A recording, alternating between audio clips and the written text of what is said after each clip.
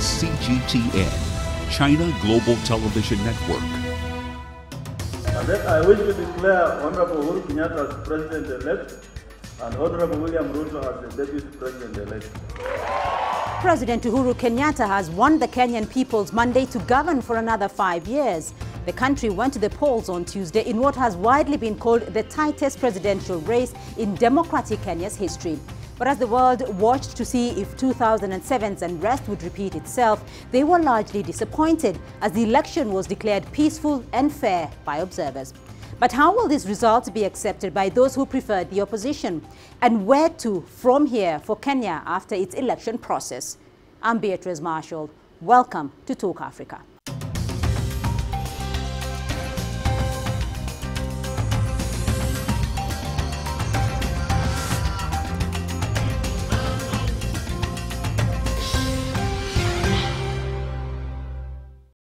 Now, millions of Kenyans went to the polls on Tuesday and President Uhuru Kenyatta was declared victorious.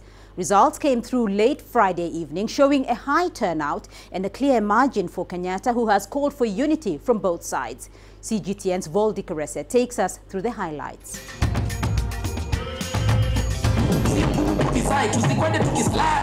Even before the result was official, the party was underway in Uhuru Kenyatta's hometown, Gatundu, right on his doorstep.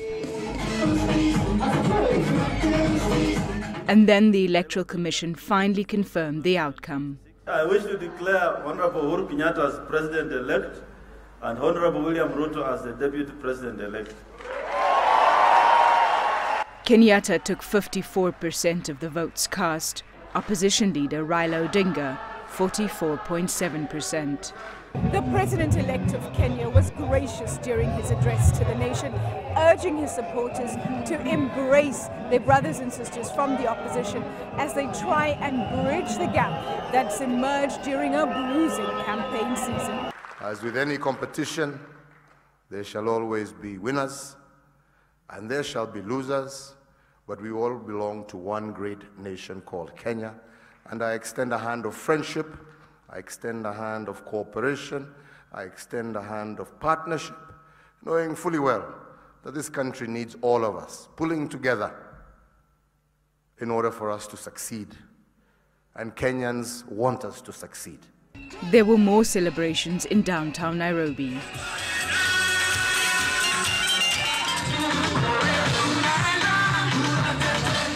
But Odinga has refused to accept he lost, and violence broke out in several areas. Here in Nairobi and to the west, including Kisumu and Homa Bay. The trouble's been sporadic so far and localized.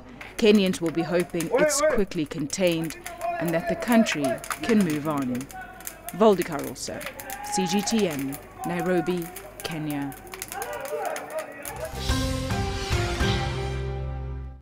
So Kenyans have given Uhuru Kenyatta a second term as president. What do we know of the man who will be leading the country for another 5 years?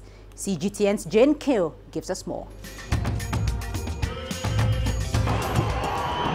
Uhuru Kenyatta has called himself a digital president, one of the most active leaders in Africa on social media. The 55-year-old is described as down-to-earth, who has an easy rapport with Kenyans. But his family is also the richest in Kenya, and one with a tradition of leadership. Kenyatta's father, Jomo, was the first president of an independent Kenya. And on the eve of the vote, Kenyatta invoked his father's memory in a televised appeal for peace. Our children look to us to show them the way, to pass to them a country that is in a better state than that was left to us. We must not disappoint the founders of this nation, and equally, we must not betray our children. In his first term, Kenyatta presided over a drive for rapid economic development. He has pushed so-called e-centers, one-stop shops for government services where customers pay electronically in order to cut out bureaucracy. In 2014, the president and his cabinet took a 20% pay cut to address the country's huge wage bill. Last month, he backed a similar move by the Salary Remuneration Commission to further reduce his salary and those of MPs by 10%. During his tenure, he also announced free maternal care in all public health facilities. Internationally, Kenyatta has led and negotiated peace agreements in South Sudan and in the Democratic Republic of Congo. And with a second term in office, Kenyatta gets another chance to consolidate his legacy. Jin Keo, CGTN. And now to offer further insights into the outcome of Kenya's election, I'm joined in studio by my guests, Delano Kilu Lilongwe. He's a security expert, Protective and Safety Association of Kenya, and Professor Macharia Monene. He's an analyst and lecturer at the United States International University here in Nairobi. To you both, gentlemen, thank you for joining us here on the program. Delano Kilu, let me start off with you because Kenya has had a very big week here. The election, President Uhuru Kenyatta has secured a second term in office. First of all, give us an indication of your understanding of what went down, how the Kenyan election went down this week. The Kenyan election went down as planned. It was, and thank you very much for inviting us to studio, it was a very large operation with 19 million registered voters and a very high voter turnout. And there were plans that were put in place for how the operation of the whole electoral process would be executed. However, what we did see was, of course, one or two hiccups, glitches and hitches within the systems, the vote tallying system, and we also saw one or two anomalies that were raised by the opposition figures, which caused, therefore, a delay in the announcement of the final results, and the final results came out last night to the great relief of most Kenyans. It was a large operation, as you mentioned. There are 19 million registered voters, the largest in Kenya's history. Weren't those hiccups expected with such a large election? Absolutely. And there's no nation on planet Earth that will have an election for millions of its citizens without one or two glitches and hitches. And we've seen that across the world, in the US, in the UK, in France, across the board. Whenever you have an elections and there's different variables, then you're always going to have one or two little things. But that does not take away from the overall result, which is the will of the people and people to exercise their civic rights, duties and responsibilities in a calm and peaceful manner. And in this case, we did see Kenyans exercising great restraint. They were very emotive in terms of communication, but their actions spoke louder than their words, even through last night. Professor Monene. Yes, it was a very big operation. Roughly 15.2 million people turned out to vote, the largest ever. Roughly 78 to 80% turnout. The operations were wonderful. People could attest. There were a few hitches here, delays here and there. One or two stations did not get their papers on time. The lines maybe were moving too slowly. A few logistical challenges, but otherwise the whole thing was smooth. And that's why the IBC is being commended for having done a good job. It is towards the end that we had a few challenges, minor questions here and there. The whole thing was, it ran smoothly. Right. Dylan, I just want to come to you because this election itself was quite competitive, particularly between the two leading contenders there, incumbent President Uhuru Kenyatta and the leader of the opposition, former Prime Minister Raila Odinga. What is it that Kenyans were judging this election upon? The stakes were very high, Beatrice, as you've correctly said. And the stakes were high, and the two principals are very clearly aware of why. Kenya is about to really springboard into a new level of development opportunities, tapping into its natural resources and interaction with the global community. Kenyans know this. Kenyans are no longer ignorant. They have access to the internet information, and they know that there's everything to win for in the next 5 years. And whoever is going to be on top of that pile is going to be a surefire winner, probably for the next 2 or 3 generations to come, in terms of the legacy that they're going to be able to establish and leave.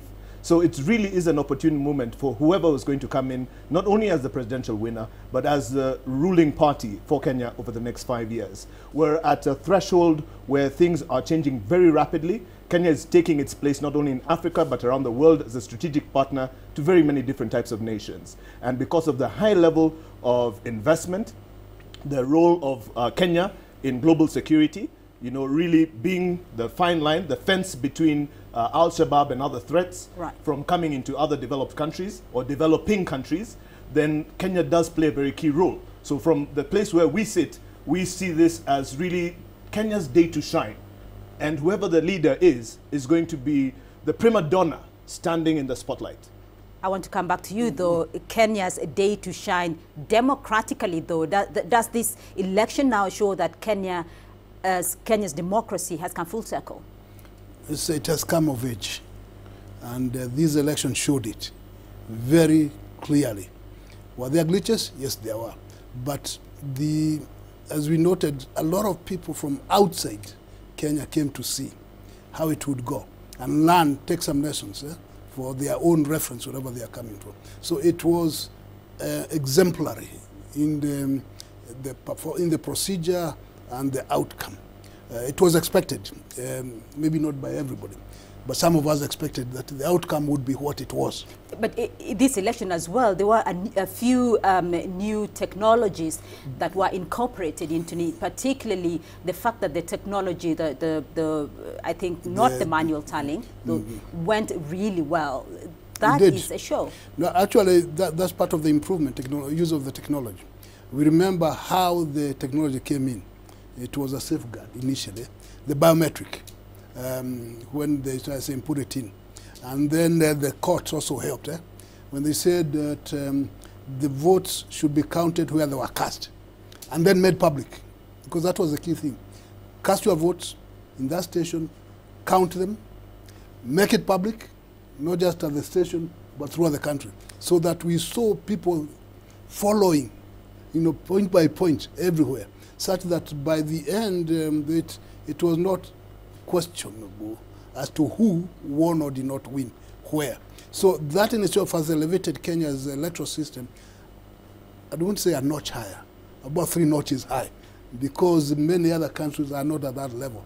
And given the big number of voters and the positions being vied for, it was exemplary. So Kenya's democracy has really moved up in that regard. All right, the use of technology in Kenya's election, that was a first. And of course, a lot of African countries are trying to make themselves a technological hub, and we know a few countries along the region. This has been a plus for the continent, though. It has been a plus for the continent. If you wanted to describe the Kenyan elections 2017, you can in 3 words: backup, backup, backup. And the IBC did go out of its way and really rescued the whole operation by simply putting in place redundancy across the systems, across the people, across the processes. And whenever there was a challenge raised, they would then fall into a backup position and still have an answer for Kenyans. And Kenyans want answers very quickly whenever there's an elections. So African countries can learn from this by creating backup instances and backup processes to any kind of contested public seat in a future election. Apart from that, for some of us who are experts in these areas, we still feel that there is a few notches higher that we can go as a nation in terms of technology. And one of the things that the government of Kenya should do immediately is harness the energy and the creativity of its youthful population to actually go in and say, can we ramp this up? And can we take the next 4 years to even provide a better system for 2022? Right. Professor Macharia, I want to get your view, because you have mentioned one thing, Delano, about the younger population here. And we did see quite a number of young new voters coming in this time. I understand about 5 million or thereabouts. Yeah. New voters, young voters joined the electoral system this time. What impact did that have, though, on the overall electioneering in Kenya? I think it helped Uhuru to win, because there were, everywhere you went, the people who have just turned 18 were on the line. And in some places, 60% of the people waiting to vote were below 35. In fact, they are mostly in their 20s, which was very encouraging, actually. Because when I say, hey, you are here, yeah, I'm voting. So I said, no, that is good. Because that means that the future of the country is in safe hands. Because they are taking the matter very seriously. And they are doing what needs to be done. And they are not being swayed one way or the other against their perceived interests. So the fact that this generation came out in a big way is also a message to politicians. 2022, start cultivating those who are in standard 8 because they'll be voters in 5 years' time. And these are the ones who are going to decide, because they've been shown. Even the number of people who have been elected, the youthful people, is also high. and some of them are celebrities. So when they say, oh, so-and-so got elected, yeah, I too can get elected. So they get involved more. So that is another dimension to the exemplary nature of this particular election, which means the rest of the world, if not Africa alone, is also watching how do they do it. We can also do it. So I think this election has just proven that Kenya can be the pace setter in the world. All right, gentlemen, when we return from the break, we are going to be looking at what President Uhuru Kenyatta will be delivering for the country in his next 5 years. We're going to take a short break now, and when we come back, we'll have more insights into what comes next after Kenya's successful elections. To stay with us.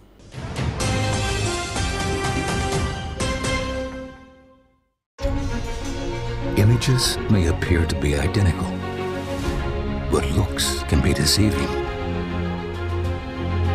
The difference is not always obvious. It has to be discovered. There are always different sides to a story. We put the focus on the details. To see more, to understand better. CGTN. See the difference.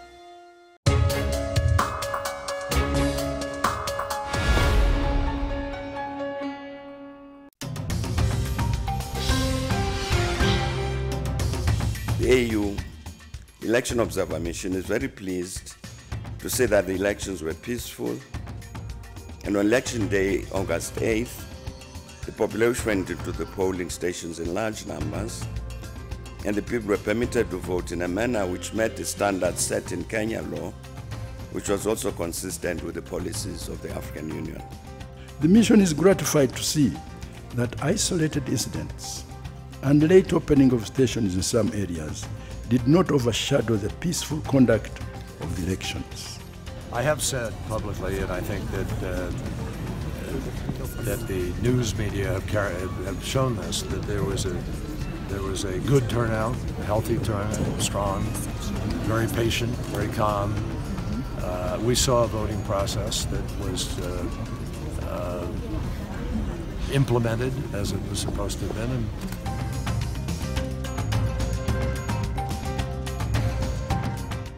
And we continue our discussion now, and I still have my expert guests with me in studio, Delano Kilu and Professor Macharia Munene. I'll start off with you, Delano, first, because this is the first election that we have seen a large number of women participants in it. We actually are going to have for the first time 3 female governors of the 47 counties. Women's participation here, what do you make of it? You've raised a very important point, Beatrice, because now we're beginning to see a change in terms of the demographics of elections. Apart from the youth, you're now talking about the gender aspect where we see women leadership beginning to rise up in Kenya. And it's causing, there's one effect that this is going to bring. It's going to begin to bring a flattening of ethnicity.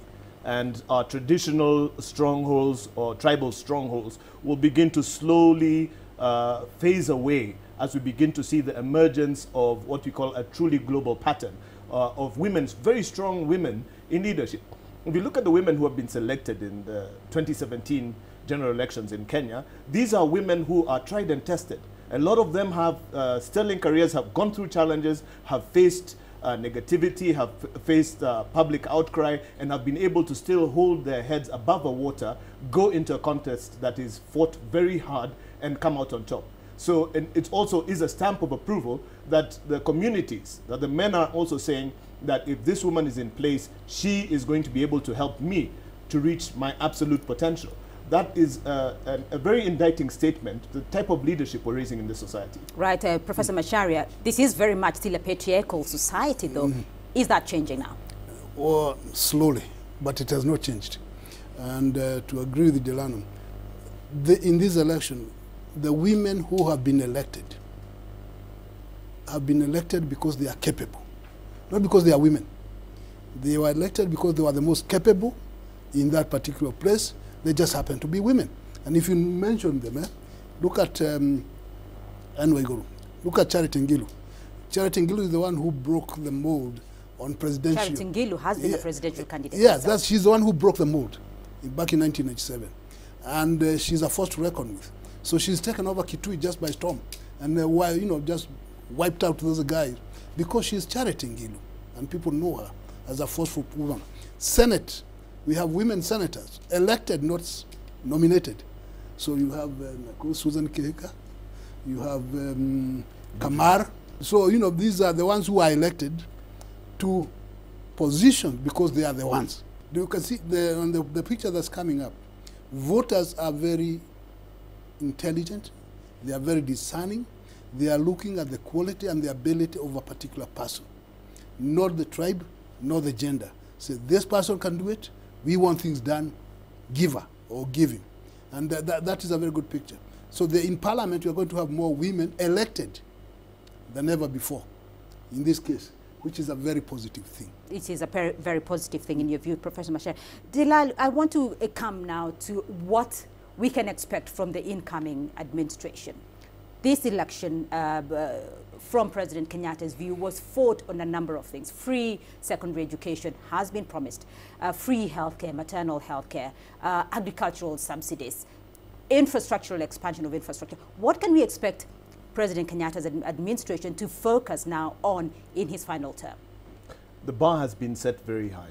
In his final term, we expect to see that President Kenyatta is going to be very, very quick to restructure his operational organization that falls under the executive and the presidency. We are very likely to see a reshuffle. We're very likely to see a number of new agencies that are set up to be able to help him to fulfill the promises that have been made. We already saw before this election that there was a setup of a presidential delivery unit. That unit will be expected to expand. We're also going to see, of course, the implementation of the free secondary education at a tuition level. We're going to see healthcare move and transition into what we call universal healthcare, which is the only model that can possibly work for all Kenyans and is enshrined in the Constitution. We're going to see very large infrastructure projects begin to take place. In the last budget, which is 2016-27, or rather 2017-2018, the Cabinet Secretary for the Treasury, Henry Rotich, mentioned in his speech that very large infrastructure projects will be carried out by the private sector. That means we can expect in this term of President-elect Kenyatta that we will see 50 to 100-year projects being commenced. Projects that have long lifespans, projects that are going to impact 3-4 generations down. Will be very audacious projects are going to be undertaken both by public sector and by private sector. So you're going to see what we would call really a putting down of the foot on the pedal to accelerate development, to open up to more foreign direct investment, and to open up opportunities not only for Kenyans. One of the biggest challenges that President Kenyatta is going to have to deal with, apart from flattening ethnicity, is going to be the aspect of dealing with the youth. Kenya has one of the largest youth populations, very intelligent, very aware, very well-skilled, but without clear opportunities for employment in the future. So we will see the setup or the increase in opportunities for the youth. Right, Professor Macharia. Yeah, he has already started the reconciliation effort. If you listen to his speech yesterday, it was a good, not concession because he won, but reconciling speech. And he tried very hard to be humble in victory. And he went out of his way to say, please, the election is over, the campaign is over, please come. We have a lot of things to do together. So that tone, I think, was a very good starting point. Now, his other activities, because he's just continuing, the SGR and the LAPSET, I think these will be those are infrastructural projects. Yes, and they will be expanded, and they should be expanded, because they have certain benefits. They open up new towns, which means creating jobs. And so jobs, and the jobs creation, that's wealth, which will bring more money into the country to get into bigger projects. So the widespread infrastructure, roads, the railroads, airports, that will be done in order to make connectivity faster, better, more efficient, creating jobs, and especially for the youth, because these are the things that the youth can get into. And when you have a new town coming up, who can build it better than the energetic youth who have new ideas? Create an enabling environment for job creation. It is not for the government to provide jobs, because it cannot. You know, it depends on our taxes to do things. But it can create an environment where we are all going to be creating jobs. And it benefits from that because the government will tax us from the money we make, which is very good. So the enabling environment for investments, whether it's the foreign direct investments, whether it's generating local people to be more curious, more innovative, all those things are going to be part of this. Then the social programs, the education, and the health, because these are lagging behind. There's been a lot of innovation and attempts. Right. That one, then you can see I think he was, but by the end of his second term, and he cannot have any more, people can be seeing the visible benefits across the country. That will make him very happy, and he'll be working on that, if nothing else. Right. I want to get your final comments, and Delano, I'll start off with you here with your final comments, though. Many people have said this has been a successful election domestically and internationally. International observers gave Kenya the thumbs up when it came to its electoral process, the processes and participation and throughout. What impact has Kenya's election had on the region? Has Kenya's election had on its international image? And has Kenya's election had on its domestic situation? Kenya, for the first time in its rather long history, has become a true leader by having an election that has this type of veracity, that is endorsed by the international community, that is endorsed by Africa and regional observer groups, and by African leaders. It means that Kenya has come of age. Kenya is becoming its true leader in every form, and Kenya will then play a very important role in helping to hold the hands of other nations that want to take the step across from their traditional ways of doing things in an election and into systems that do work for over 40 million people. The next thing you're going to see in Kenya, of course, because we now have a much more tested type of leadership that has come into place, is you're going to see the rise of the counties. The counties are going to rise up very strong because their leaders know that they have very little time to bring development, and devolution will finally kick in into this country. The third thing you're going to see is a 21st century security organization in Kenya coming into play. The most advanced technology, the advanced training, advanced tactics and weapons will be deployed to protect the infrastructure and to protect the dream of future Kenya. So these are the kind of things that we can expect to see in the next couple of years. We'll leave it there for the moment. Gentlemen, Professor Macharia Munene and Delano Kelu, thank you very much for joining us on the program. And that's all we have time for this week. But thank you to my guests for their insights. Delano Kelu Lilongwe, he's a security expert, Protective and Safety Association of Kenya, and Professor Macharia Munene, Africa analyst and lecturer at the United States International University. Do remember you can join the conversation online through Facebook, Twitter and YouTube. And do join us again next week for more Talk Africa. From me, Beatrice Marshall. Goodbye and thank you.